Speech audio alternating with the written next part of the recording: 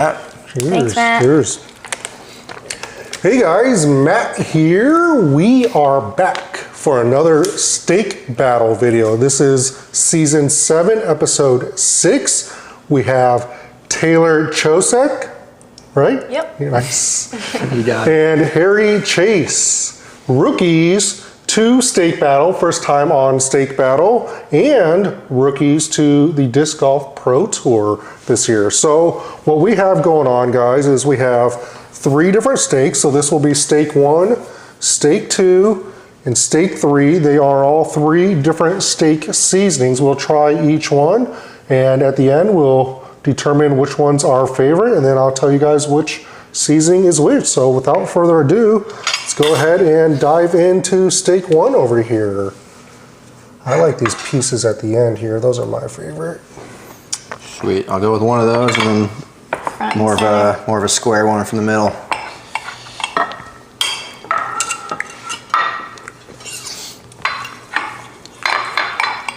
So Taylor, you were a collegiate athlete, and then you decided to start touring right out of college. This being your first year, what made you decide to want to start touring for disc golf? Yeah, I mean, I was just finishing up my degree and getting into disc golf, and was able to do a few, like I did D-Glow and Worlds last summer once I had finished up school, and just thought it was so fun and thought I had a lot of potential in it, so decided to just send it for the next year. Nice. How long have you been playing disc golf? I started in college, I think around 2021 or 2022 I learned about it. Oh, so Got pretty into it pretty quick. you're pretty new to the game then. Nice. Nice. So, well, one thing I do know about you is that you are known for throwing far, especially for the ladies. Yep. What's a tip out there for girls to be able to throw further? Yeah, I would just say any sort of explosive exercises that you can do to then get into throwing far, because a lot of times I see FPO or newer women players come in and they're trying to throw it hard, but they just don't have that like quick explosiveness yet. So like lifting some weights and moving some weight around. Is there a certain exercise you'd recommend to like help with their explosiveness?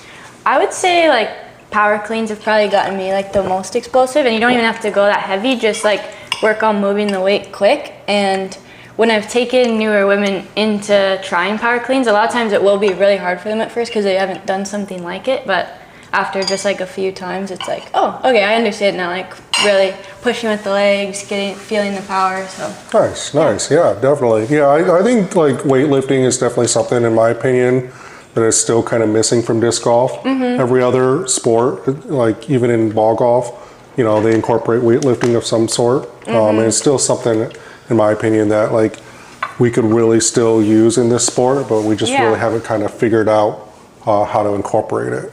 yeah, and I think just women in general too, like maybe never find that like intro into ever lifting, like definitely is more popular for the guys to get into. Yeah, so. for sure. All right, so we've had Steak 1. Let's go ahead and dive into Steak 2 here. Yeah, man, I like these little spots on the end. Yeah, so the thing about ribeyes, there's actually typically 2 parts of the ribeye. There's what they call is the spinalis, which is at the top, and that part tends to be a lot more tender than the center portion. So Harry, I was looking at your earnings from last year. You made almost $20,000 in earnings from last year without going on tour. What made you decide to go on tour with having, you know, such a good earnings from just playing what I assume was locally? Yeah, well, it's kind of funny you say that, because that was honestly what I looked at as kind of one of the factors to go on tour, almost kind of like a cost analysis of, I mean, being from New England, we have a really good local scene, and even with a lot of good players, I found some success last year, and you know, we do a really good job of big events with big added cash, and yeah, I mean, I won some of the right tournaments at the right time, and we have a nice, healthy, you know, you can make a career up there just being a local player. So I kind of did the analysis, and I thought that I could have a better financial year on tour than at home. And you know, a big part of it for a lot of people that don't know is I've been on Discmania for 4 years now. It's my 4th year. And you know, Discmania, like a lot of companies, they're not really going to give you too much of a you know, financial benefit without going to the big show, going on tour. So, you know, being a local player, you know, as good of a season I had, it's hard to really be in the spotlight and, you know, be a marketable person for them just playing in one region and, you know, playing locally. So Yeah. it's kind of a big, important step to go out on the road, and, you know, that local scene is always there for me, and, you know, will be there for me in October as well. So excited to go back to that, and, you know, we got a good home base. Yeah, that was a big thing similar for Sexton. Like, he was a local pro in the Northwest, but didn't really tour much outside of that area. But when he did decide to go on tour and he toured with Paul McBeth, that's when, you know, Innova gave him the Sexton Firebird. Right. And, you know, and obviously he showed what he could do there. So yeah, it is a big step. And, you know, obviously the first year there's a big learning curve, which is kind of figuring out, you know, places to stay and the tournaments and each courses, and just obviously a higher level of competition. But yeah, so, all right, so we've had stake 1 and stake 2. Let's go ahead and dive into stake 3 here. I want one of those end pieces. Yeah, I got you. Thanks. It's a pretty rare one. It's Yeah. good. Yeah, I think this one was a little bit thicker than the other ones. So, this question for both of you guys: what's the biggest surprise that you guys have had going out on tour for your first time, not that you didn't expect? You want to go? Let me swallow this. I got it, because I actually know this easily answer for me. Like the amount of time and the amount of free time and the amount of not free time, I kind of naively assumed that, you know, hey, 1 practice round a day, and, you know, the tournament's only 3 of the days. I'm just gonna have so much time to just, you know, do whatever I want. I can practice 6 hours a day if I wanted to, just because I'll have all this time. And it is not like that. It is surprisingly, like, things fill up really quickly. And I'm not even like one of the super busy people on tour with media. I mean, staying with Simon for a lot of the year has really shown me that. I mean, he has so many commitments. It's unbelievable. But yeah, I really thought there'd be a lot more free time out here. And I mean, not that I necessarily wanted it, but I just kind of thought that would just be kind of a part of it. And man, every day is really busy. And I mean, the weeks go by really fast. So I did not expect that. Yeah. Yeah, I've definitely noticed that too, especially if you do want to fit in a couple rounds and lunch in between. The whole day feels like Yeah. it's gone out the window.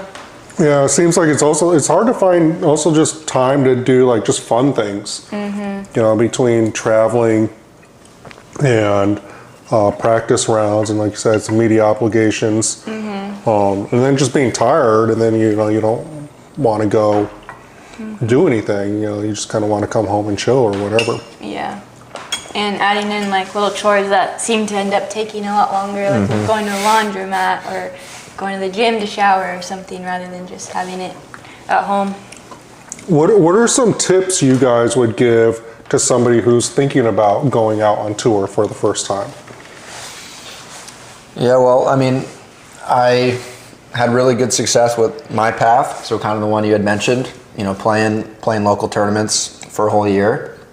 I actually went to the Preserve in 2023, and I didn't play that well, but I noticed something, that even if I did play well and say maybe got 14th place, wouldn't have been that much money. It would have pretty much covered the trip. And I mean, wouldn't even ended up on a feature card, wouldn't have done anything. The value of going to just one event or just 2 events is really not that high in terms of, you know, making ends meet and, you know, really getting your name out there in the disc golf community.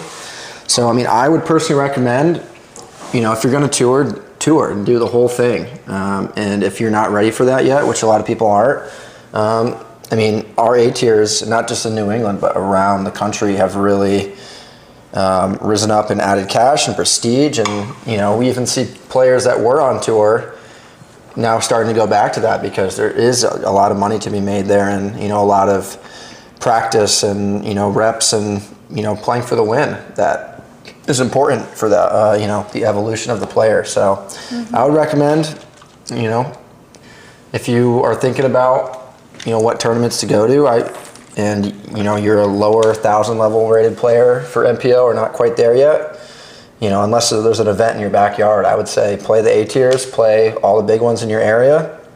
And then once you do get up to that spot, you know, you can save up a little bit of money and then confidently go for the road the whole year. Yeah. What about you, Taylor? You got any tips for newer people that are thinking about committing to go on tour?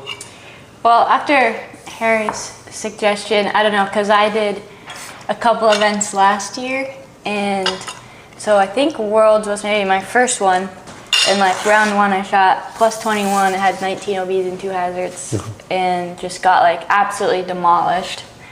And then later, like on the same course, just like was able to kind of reevaluate, think of like how I was throwing, the decisions I was making, that I hadn't really had to do on my local courses yet, because there's not as much OB, there's not the same like long, challenging holes, and like ended up shooting, I think, 2 down on the same course that next round, and just like got to go home and be like, okay, I know what I need to work on now. That these courses weren't letting me, like the courses back home, I can throw a 300-foot hyzer raptor on every shot, or a zone on every shot, forehand or backhand, however I want. There's no OB, really not even much wind back home. So like getting to go onto the hard courses and be like, oh, okay, you have to hit specific lines and like be able to do that to play well. So Yeah. I don't know, maybe it doesn't have to be like a big tournament, but just putting yourself on these harder courses and actually like seeing how your shots shape up to some of the better players. Yeah, I mean, honestly, now that you say that, I mean, I've played a big event every year since 2022. So, I mean, I think kind of one event as almost like, like a yearly like, check-in. Oh, I thought I was good and I just shot plus 20 and someone else shot -8. Like, maybe I need to go work on some things. Right. And like keeping your stats, I keep all my stats, even though Pro Tour does it for us, even at other smaller tournaments, and you can just kind of take a step back from like how the round maybe felt or how it like was emotionally for you, and be like, oh, I missed 10 putts in C1, like obviously I'm not gonna play well, or oh, I had 10 OBs, like, you know, things like that, and then knowing where to kind of take that. Nice. Yeah. All right, so we've had all 3 stakes. This was stake 1, stake 2, stake 3. So in kind of what order, what was your favorite stake? So would it be like 1, 2, 3, 3, 2, 1, 2, 1, 3, or? Me personally, I'm going 3, 1, 2. Okay, I was gonna go 3, 2, 1.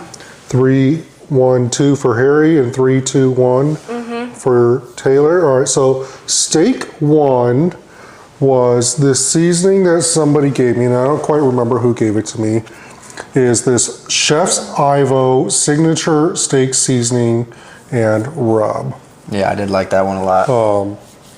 Yeah, I think all 3 were pretty good, but yeah, I would say this was probably number 3 for me as well. That one seemed like the saltiest, I thought. Yeah. Stake 2 was one that my friend Kimberly Saravong, who does the Titan videos, it's called Chop Shop Steak Seasoning. She just brought this back from Wisconsin, from the U.S. Women's this last week. And then stake 3 here was the Ultimate Steak and Roast Rub. So if you guys watch my videos, this is the seasoning that we have in all of our steak battle videos. Okay. So this is my favorite steak seasoning. This which kind of got these videos going was I was always curious if other people liked this steak seasoning as much as I did. And we both picked that one? Yep, and you guys both picked this as your guys' favorite, which is, it typically tends to be everybody's favorite. Now there was a guy reaching out to me today who has sent me a bunch of seasonings, and we'll probably try some of his tomorrow.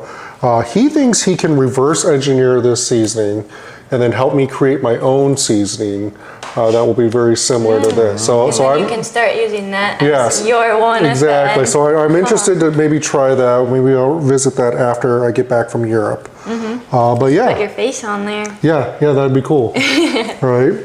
So anyway, yeah, this was Steak Battle, episode 6, season 7. Tomorrow night we have Mason Ford and Valerie Mondahano, also first timers to Steak Battle. Friday, no Steak Battle. I am grilling. We will be eating steak. Saturday, I do have an open night, but I'm going to try to maybe get some of the Discraft guys. And then Sunday, we have Simon Lazat and Eagle McMahon. Simon always does the last day on Sunday. Eagle's first time in Des Moines. We've been talking about doing Steak Battle with him for a long time, so I'm excited to have that one. But thanks, guys, for being on, and Thank you. we'll see you guys next time.